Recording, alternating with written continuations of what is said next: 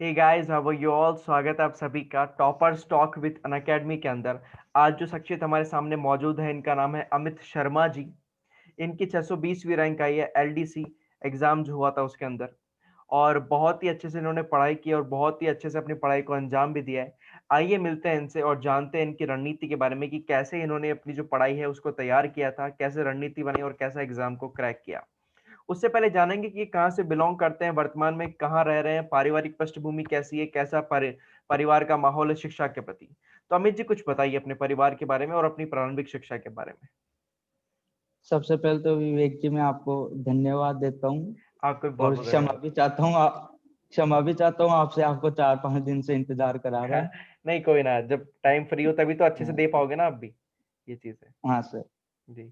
Sir मैं मूलतः सिक्कर का निवासी हूँ। जी। सिक्कर ही मेरा गांव है। लेकिन जयपुर के सापड़ा तहसील में हम पिछले 20 सालों से रह रहे हैं। वहीं पापा जी की सर्विस है, ओके। तो वहीं मकान है और वहीं हम रह रहे हैं। मेरी शिक्षा सब वहीं से हुई है। हम्म। और मैंने बीएससी कर ली है। बीएड अंतिम वर्ष का मैं छात्र हूँ। हम्म। बीएससी मैंने जयपुर के सुबोध कॉलेज से की हम्म। और B Ed Shankara institute of technology कुकर से कर रहा हूँ। ओके। Very good. आपके प्रारंभिक शिक्षा की अगर बात करें, जैसे कि आप बोल रहे हैं कि सीकर से बिलोंग करते हैं, तो प्रारंभिक शिक्षा आपकी हम्म। सीकर के अंदर हुई या शाहपुरा के अंदर हुई? कौन से नहीं स्कूल सर, में पढ़े मेरी आप, पूरी कौन सा शिक्षा। मीडियम था? सर मैं सापड़ा के नूतन विद्या मंदिर का छात्र हूँ ओके। और हिंदी मीडियम का छात्र हूँ। हम्म। Very good. और पारिवारिक पृष्ठभूमि कैसे रही है आपकी? घर में कौन कौन है, पढ़ाई के प्रति माहौल कैसा है, पिताजी क्या करते हैं, माताजी क्या करते हैं, कुछ बताइए। पारिवारिक पृष्ठभूमि सर मेरी बहुत अच्छी है। किसी प्रकार का कोई दबाव नहीं था।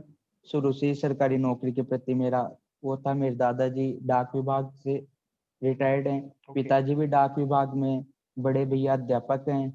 उनसे छोटे भैया इंजीनियर है और मैं एलडीसी के पद पे चयनित हुआ हूँ। आगे शुरू और। में जब मेरे आगे आगे की रणनीति बिल्कुल बिल्कुल। टीचर के लिए है। हम्म। शुरू में जब भैया वगैरह कंपटीशन के एग्जाम दे के आते थे, मैं 12th में था उस टाइम पे, तो हम्म। उनके पेपर देख के मैं उनको बोल, अरे यार ये पेपर तो कितना इजी है, मैं तो ऐसे निकाल लूंगा, ऐसे निकाल लूंगा। सही है सही। काफी ऐसे लगता था। हम्म। शुरू से मेरे में था कि मेरे को गवर्नमेंट जॉब ही करनी है। हम्म। फिर मैंने 12th पास करके जयपुर आ गया था। वहां मैंने तैयारी की, हम्म। थोड़े बहुत एग्जाम भी दिए। हम्म। एसएससी के एग्जाम दिए, लेकिन एसएससी मेरे को लगा कि मैं एसएससी नहीं कर पा रहा, क्योंकि मैंने 10+2 का एग्जाम दिया था अजमेर में। जी जी। उस टाइम पे ऑफलाइन पेपर था। मैंने हम्म। लगभग मैथ के 50 क्वेश्चन ही किए होंगे। हम्म। तो मैंने सर से टाइम पूछा कि सर क्या टाइम हो गया, तो उन्होंने बोला बेटा आपका टाइम पूरा हो गया। हम्म। उस दिन मैंने सोच लिया था कि अपना एसएससी का टाइम भी पूरा हो गया, अपन हम्म। राजस्थान की करेंगे। हम्म। मैंने राजस्थान में पटवारी प्री भी क्लियर की थी। मेंस में मैं 4-5 नंबर से रहा था। Okay. Rajasthan police Rajasthan police भी पास कर रखी है, उसमें मैं फिजिकल नहीं कर पाया था। हम्म। उसके बाद एलडीसी का मैंने अच्छे से तैयारी की और मेरे को पेपर देते ही पता था हाँ भाई अपना इसमें अच्छे से हो जाएगा। हम्म। Very good. बहुत अच्छे। अमित जी मुझे एक चीज बताइए कि जैसे तो आप, आपके लिए तो एक एडवांटेज रहा कि जैसे कई लोग होते हैं ना कि जैसे जयपुर के आसपास रह रहे हैं तो प्रेफर करते हैं चलो यार हाँ। कॉलेज पढ़ना है तो जयपुर चलेंगे आराम से, और वहीं कॉलेज और की पढ़ाई भी होती जाएगी और साथ में कंपटीशन की तैयारी भी कर लेंगे। लेकिन आप मुझे हाँ सर। बताइए कि कितना डिफिकल्ट होता है ये उस छात्र के लिए जो ग्रामीण बैकग्राउंड से आता है, जिसको कुछ नहीं पता होता कि कैसे उसको कोचिंग करनी है, कौन सी कोचिंग वो ज्वाइन करे, क्या अच्छा है क्या बुरा है, कौन सी कंपटीशन लाइन में जाना चाहिए उसको, उसके लिए क्या क्या समस्या आती है, क्या क्या मुसीबतें आती है, और आपके सामने क्या क्या मुसीबतें थी जब आप शाहपुरा से निकलकर जयपुर आए थे? सर ग्रामीण क्षेत्र की अपन बात करें तो सबसे पहले आती है वहाँ आर्थिक उनकी आर्थिक स्थिति की। जी। आर्थिक स्थिति में हम देखते हैं कि बहुत कम वहाँ सरकारी नौकरियों के प्रति रुझान होता है। कृषि बिल्कुल। के प्रति लोगों का झुकाव ज्यादा होता है। लोग इतने शिक्षा के प्रति जागरूक नहीं होते, सरकारी नौकरियों के प्रति हम्म। वही जो पीढ़ी दर पीढ़ी चलता आता है वही वो करते आते हैं। जी। फिर भी सर आज हम देख रहे हैं तो जो प्रतिभाएं निकल के आ रही है वो सबसे ज्यादा ग्रामीण क्षेत्रों से निकल के आ रही है।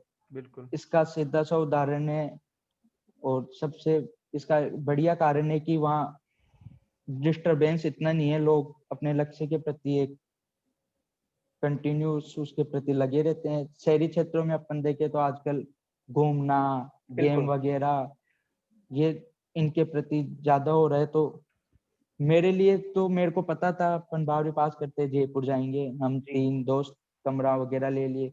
शुरू में मैंने टोंक फाटक लिया, वहाँ की चकाचौंध से हम आकर्षित हो गए। वही शाम को घूमना घूमना 2-3 महीने निकल गए। फिर मेरे को सोचा नहीं, अपन इसलिए जयपुर नहीं आए थे, हम्म। अपनों को कुछ करना है। तो मैंने थोड़ा आउटसाइड रूम लिया, हम्म। वहां से निकल के आया मैं, क्योंकि वहाँ स्टूडेंट ही रहते थे, दोस्त वगैरह बहुत ज्यादा थे, तो पढ़ाई अच्छे से नहीं हो पा रही थी। फिर हम्म। मैंने मेरे बुआ के लड़के के पास कमरा लिया, फिर वहां से मैंने तैयारी की। यही यही सारी चुनौतियों का सामना करना पड़ता है जब एक व्यक्ति गांव से निकल के शहर आता है, क्योंकि इसकी कई सारी चक्काचौंध होती है, कई सारे आकर्षण हमारे सामने होते हैं कि यार चलो यार हाँ, आज नेहरू गार्डन घूम के आ जाते हैं, और सुबह बस चलो बस मॉर्निंग वो वॉक पे चलते हैं, चलो शाम को चले आते हैं, थोड़ा पढ़ लिए 24 घंटे, क्या है थोड़ा वो थोड़े थोड़े के चक्कर में आदत ऐसी बैठती है कि फिर वो हम पढ़ाई से हटकर मौज मस्ती, मूवी देखने जाना, इधर उधर खाना पीना, ये सब में लग जाते हैं, और फिर पढ़ाई से ध्यान हट जाता है। बिल्कुल सही बात है आपकी। बिल आप अपनी एग्जाम के बारे में बताइए कि ये जो एलडीसी का एग्जाम था, ये फर्स्ट एग्जाम था आपके लिए, इससे पहले भी आपने कोई एग्जाम दिए हैं? सर, इससे पहले मैंने लगभग 10-11 एग्जाम दे चुका था। ओके। उनमें से डाक विभाग के 4-5 एग्जाम थे। डाक विभाग में चयन नहीं होने का सबसे मुख्य कारण था, हम्म। एक तो मैं सामान्य वर्ग से बिलोंग करता हूँ, और जी। वहाँ 100 नंबर का पेपर होता है, माइनस मार्किंग रहती नहीं। बिल्कुल। सीटें भी लगभग इतनी बहुत कम सीटें आती थी, तो वहाँ कट ऑफ जाती थी 95-96 ऐसे 100 में से। बिल्कुल। मेरे एवरेज स्कोर बनता था 87-88, 87-88, तो मैं उनमें रहता। उसके बाद मैंने पटवार की दिया, पटवार प्री मैंने क्लियर किया। मेंस में मेरे कट ऑफ से 5-6 नंबर कम रहे थे, तो हम्म। मेरे को काफी वो लगा था कि अपन आगे कुछ करना चाहिए। फिर राजस्थान पुलिस का एग्जाम दिया। बिल्कुल। राजस्थान पुलिस का मैंने पेपर क्लियर किया, लेकिन मेरे से फिजिकल नहीं हो पाया। उसके बाद मैंने एलडीसी का दिया। हम्म। और एलडीसी का एग्जाम की मैं आपको छोटी सी स्टोरी बताना चाहता हूँ। जी। मेरा क्रिकेट के प्रति थोड़ा ज्यादा ही लगाव है, तो मैं हाँ। क्रिकेट वगैरह खूब खेलता था। हम्म। तो मेरे को पता था, हाँ भाई फॉर्म निकल रहे हैं, फॉर्म निकल रहे हैं, फॉर्म भरना है, फॉर्म भरना हम्म। है। हम्म। अब ये एक तरीके से मेरे लिए करिश्मा साबित हुआ है। मैं क्रिकेट खेल के आ रहा था कहीं दूसरी जगह से, हम्म। टूर्नामेंट से। हम्म। तो मैं रूम पे जा रहा था, उस दिन इसकी लास्ट डेट थी। ओके। तो वो फॉर्म वाले भैया मेरे जानकार थे, बोले यार तू फॉर्म ही नहीं भरा अभी तक। बोला यार आता हूँ, अभी बैट वगैरह ही रूम पे रखे हूँ, उसके बाद भरते हैं। उस दिन मैंने, मतलब वो कहते हैं ना, एक मेरे साथ कुछ अजूबा हुआ, क्या हुआ उस दिन मैंने लास्ट डेट को ये एग्जाम फॉर्म भरा था। बिल्कुल बिल्कुल बिल्कुल, बड़ी रोचक कहानी है आपकी। अगर वो भैया आपको ना मिलते, ई मित्र वाले भैया, तो आप शायद तो मेरा सिलेक्शन ना ले जिंदगी पाते और जिन गवर्नमेंट जि, जॉब का सपना अधूरा रह जाता। हाँ, बिल्कुल। क्रिकेट टूर्नामेंटों में लगा रहता। बिल्कुल। फिर इसका फॉर्म भरने के बाद मैंने, मेरी जो बेसिक तैयारी, मेरी साइंस मैथ का स्टूडेंट हूँ, तो साइंस मैथ वगैरह ही मेरी अच्छी थी। जी। राजस्थान जीके मैंने पहले से पढ़ रखा था, थोड़ा हम्म। इंग्लिश में प्रॉब्लम थी। हम्म। इंग्लिश के लिए मैंने ऑनलाइन प्लेटफॉर्म यूट्यूब वगैरह से अच्छी तैयारी की, लाइब्रेरी जो इनकी जी।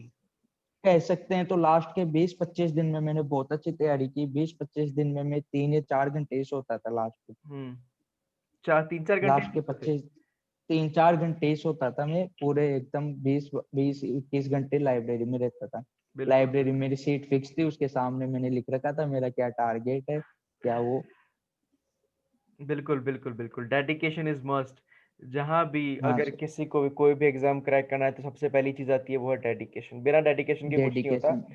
पहले तुम्हारे अंदर से आवाज आनी चाहिए कि नहीं यार, ये एग्जाम में अगर मैंने फॉर्म भरा है तो एग्जाम क्लियर होना ही चाहिए, कोई सेकंड ऑप्शन हाँ नहीं सर, होना चाहिए मेरे सामने। मैंने मैंने यूट्यूब पे एक सर की, सर का नाम याद नहीं है उनका, मतलब मैंने उस दिन बाद मेरे को ये चीज आई कि उस दिन उन्होंने बोला था कि सबको लगता है अपन पढ़ लिए, हम्म। खूब पढ़ लिए, लेकिन तुम रात को सो ना, तो लाइट बंद करते टाइम अपने मन से पूछना कि क्या आज मैंने पर्याप्त पढ़ लिया, क्या मैं इससे नौकरी लग जाऊंगा।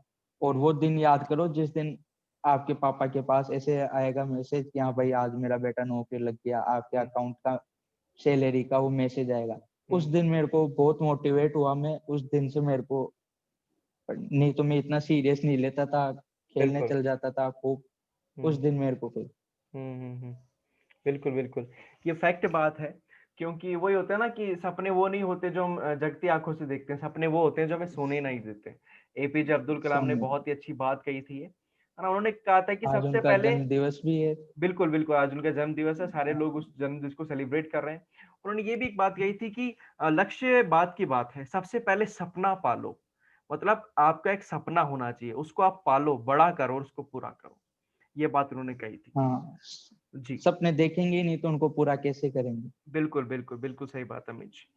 अमित जी और कुछ बताइए हमें, तैयारी के बारे में बताइए कि तैयारी के लिए क्या-क्या साधन अच्छे रहते हैं? ऑनलाइन जाना चाहिए कि ऑफलाइन जाना चाहिए?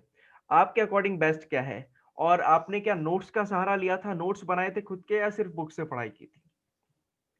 सर सबसे पहले तो मैं ये बताना चाहूंगा कि ऑफलाइन क्लासेस बहुत दिनों से और एक ये प्राचीन परंपरा बनती है ये, जी, लेकिन वहां अपन देखते हैं कि एक तो टीचर टाइम से नहीं आते, 10 मिनट तो आने के, 10 मिनट जाने की। जी, फिर अपन देखते हैं एक बैच में वो शुरू में तो अपनों को काफी 15 20 30 40 बच्चों का बैच बनाते हैं, लेकिन 10 15 दिन बाद एकदम 300 400 का वहाँ पीछे भी बैठना पड़ता है, काफी डिस्टरबेंस होता है। फिर जी। ऑनलाइन ऑफलाइन क्लासेज में आपको पता है हुँ, और भी कई प्रकार के वो हुँ, अपन पढ़ नहीं पाते ढंग से, पीछे आवाज नहीं आती, नोट्स नहीं बनाते, दोस्त मिल जाते हैं, क्लास बंद। बिल्कुल, तो बिल्कुल। मैं ऑफलाइन से ज्यादा ऑनलाइन को प्रेफर करता हूँ। वहाँ अपन जब भी चाहे उसको देख सकते हैं, पढ़ सकते हुँ, हैं, अच्छे से समझ सकते हैं। हुँ, बस एक चीज ये है ऑनलाइन में, जैसे अपने डाउट क्लियर नहीं हो पाते, हुँ, कुछ चीज अपन टीचर से डायरेक्ट पूछ नहीं पाते, मैसेज के थ्रू अपना वो टीचर जवाब दे या नहीं दे, उसके बिल्कुल। लिए अपने किसी साथी से या किसी एक्सपर्ट से हुँ, उस डाउट को क्लियर कर लें। हुँ, और नोट्स वगैरह की तो सर मेरी सबसे अच्छी आदत ये है कि मैं हर चीज को लिख हुँ, के हुँ, फिर याद करता हूँ। डायरेक्ट मेरे से कुछ भी याद नहीं होता, हर चीज का मैं लिखता हूँ।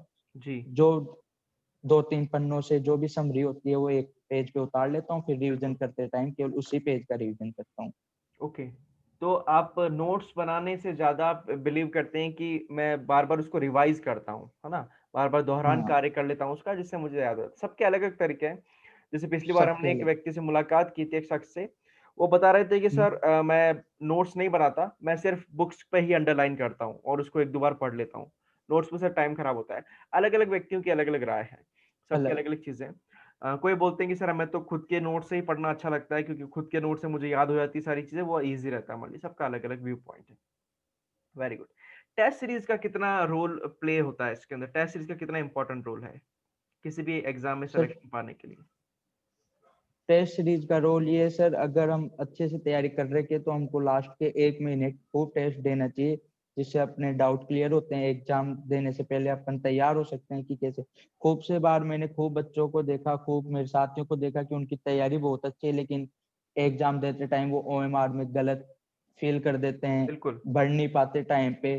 तो इस चीज के लिए अपनों को टेस्ट सीरीज देके उसके लिए तैयार होना चाहिए। टेस्ट सीरीज ऐसे नहीं कि हाँ भाई इसका भी दे लें उसका भी दे लें, एक प्रॉपर टेस्ट सीरीज किसी संस्थान, किसी कोचिंग या फिर ऑनलाइन हुँ, एक ही राह पे चलनी चाहिए, एक ही टेस्ट सीरीज के प्रति। ऐसे नहीं ये भी दे लूं वो भी दे लूं, यार उसमें तो इतने अच्छे क्वेश्चन है, ये सब वो है। और मैं सभी को ये बोलना चाहूंगा कि एग्जाम से पहले बिल्कुल भी घबराना नहीं चाहिए। हुँ, मैं मेरी बात बताता हूँ, मेरा सेंटर आया था जोधपुर। हुँ, जी, जी, जोधपुर सेंटर आया, हुँ, मेरी अच्छी तैयारी थी, मैं देने गया। अब वहां मैं बैठा था तो हुँ, किसी के पास लक्ष्य की गाइड, किसी के पास राय की गाइड, सब मोटी मोटी किताबें लेके बैठे हैं। बोला ये तो काम गड़बड़ी हो गया अपना तो, हुँ, ये अपना तो क्या नंबर आएगा एकदम। मतलब मैं डिमोटिवेट, मतलब आंखों में आंसू थे। पहले से सपने बना रखा था, यहाँ से जाते पटवारी की तैयारी करेंगे, वो करेंगे, घर वालों को एक बार बोल देंगे कोई बात नहीं पापा पटवारी में निकाल लूंगा, वो निकाल लूंगा। हुँ, मैं काफी वो हो गया था। अब एग्जाम टाइम हुआ, अंदर बैठे,